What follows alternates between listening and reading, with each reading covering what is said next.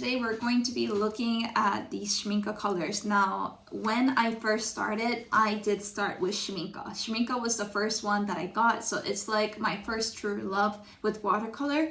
I got this palette. The bottom row is M-Gram paints, and this is Mugello, so don't look at those. But from the first, second, third row is all Schmincke. First of all, let's get into the colors that I typically use. And at the end, I'll share, if I were a beginner, what I would have wanted to know before I bought like tons of different things. The first color on the list that I can't not absolutely do without when it comes to portraits is the Quinacridone Gold Hue by Schmincke. This one is such a beautiful color. I've added it here, it's almost gone. And I also have, this is the like big Mugello palette that I have. This is my go-to when it comes to portrait painting, well, painting in general. And I have it right here. So it's like a common color that I go back to. So Quinacridone Gold Hue, definitely a big must. And Potter's Pink by Schmincke. Now I have never tried the other Potter's Pink before, but I had heard good things about it. And this was the first tube of paint that I finished. So it shows you that it's one of my favorite. Tundra Orange, definitely a go-to for me when it comes to portrait painting. This is from the Super Granulating series of Schmincke.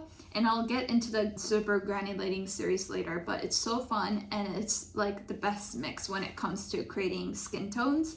But if you are someone that doesn't like granulating colors, you probably wouldn't want to get this. The next one is Cobalt Turquoise by Schmincke. This is the PG50. It's even compared to the Daniel Smith version, which I have right here, it's definitely like more opaque and very strong. This one is a transparent version apparently, but definitely I just love the Schmincke's version of it, so I keep on going back to it. It's one of my heavy use colors. And then the next one is Ultramarine Finest. This is the PB29 by Schmincke. So they have like other ultramarine blues that they sell, but this is the finest, meaning that usually with ultramarines, they are on the granulating side, but this one is non-granulating. It's very fine. That's why they call it the Ultramarine Finest. It's a very beautiful color. I do mixes with it, but although you see that I've used all of it in the pans, I did get a tube, but I haven't added it to my palette right here, the main palette. The reason being, I used the French Ultramarine by Daniel Smith because I just tend to gravitate towards granulating colors, but I cannot do without this Ultramarine Finest. And to start off portraits, I would suggest you to go with Ultramarine Blue that's not granulating, because it's more easier to work with. And then the next one is Cobalt Violet Hue. This is such a beautiful color. It didn't come with the basic set right here. Neither did these colors. Oh my god, okay. These colors didn't come in this set that I got at the beginning, although the Ultramarine Finest did come. But this one I had to get outside after I had this. And it is in my main palette. So this is a violet that I keep going back to.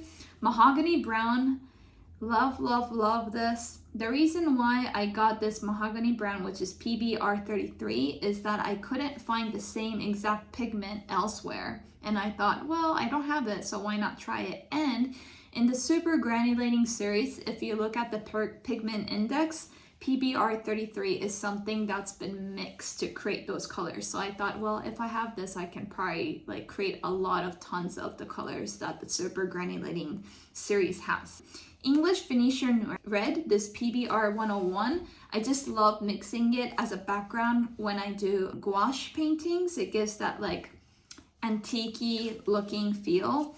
And then this Schmincke Haze Blue, as well as Schmincke Glacier Green and Schmincke Desert Green are all from the Super Granulating series. If I had to put one word to Schmincke's paints, they are reliable.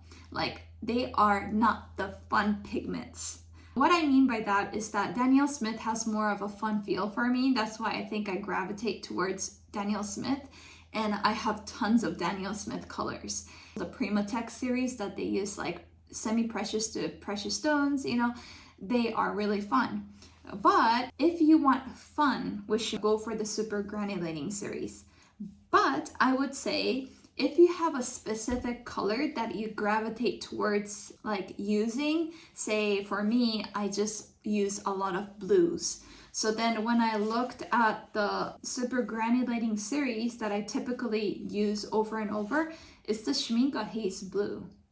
So that tells me a lot that actually this is the color that I typically don't want to keep mixing by myself. I do have the PB29, which is the ultramarine blue. I do have the PBR7, which is I think burnt sienna. I do have the PY43, which I think is the yellow ochre. But mixing it, would I specifically get this color? I guess I can get it close to, but having it in a tube is very convenient because I don't have to mix a whole lot in my wells or on my palette to then go in the painting. And I typically go for big size paintings. So that's my take on it. And these are all the other colors that I don't use. You can see that I don't use as much right here. Now, talking about the super granulating series, let me show with you what I've done that I thought, like if I were a beginner, I would want to know.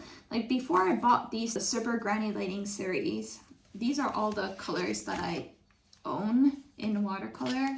I keep a whole swatch of them like cut up separately, but I do keep it inside this booklet as well. This is the section of the super granulating series. If you're a beginner and you're considering buying Schmincke but you don't know, get the dot cards. Like I have the regular Schmincke dot cards, but I also have the super granulating dot cards as well. Oh, wow. Okay, so this is what I did. I created like a swatch of all these colors and actually looked at what I was drawn into first. And then out of the ones that I was drawn into, I try to create my own mixes if I can get close to it. And then I circled the ones that I thought I can't get close to these. And basically what I did was I bought them. That's probably how I would try to like understand the colors and decide whether to buy it or not. But look, they're so beautiful. Oh man. I still don't own some of these and I really want to buy them. If there's a specific color that you like, then I would say try to create your own mixes. And if you're like, oh, I can't really, just get it. For convenience sakes, I would get it. And I'm super happy that I got the Schmincke Haze Blue because that's the color I keep on coming back. So this is the thing. I did like this whole study around, who was it? Egon Schiele. So if you haven't watched that video, I would suggest you watch it. It's really cool. But what I noticed is that no reds quite matched the feel of Egon Schiele, and he often used those oranges or punchy cad reds. And the cad red light by Schmincke was the only one that came close to Egon Schiele's red. So I'm very interested in using this one for my future artwork. So you know, tastes might change. This is the thing. So I wouldn't necessarily get rid of my colors because who knows when you gravitate towards a different color or if you realize like how good one color is, you know? So anyway, so that's my recommendation when it comes to Schmincke colors. They're reliable, they're stable, they're like that ultimate teacher. They're a safe place for me to return, I would say. If I had to kind of put a character on Danielle Smith, they're like the fun coach. And then if I had to put something on Winsor Newton, they're the madame that's waiting for you to check on nicer things in life while sipping a tea. Holbein is like a friend, like a casual friend that I can always go back to and is there.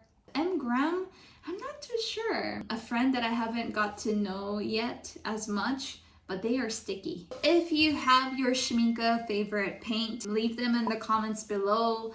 In the next video, I'll be sharing what I do when it comes to like supplies that I use, and they kept on betraying me. And I'll be sharing the ways that you can fix those issues. Okay, so see you in the next one. Bye bye.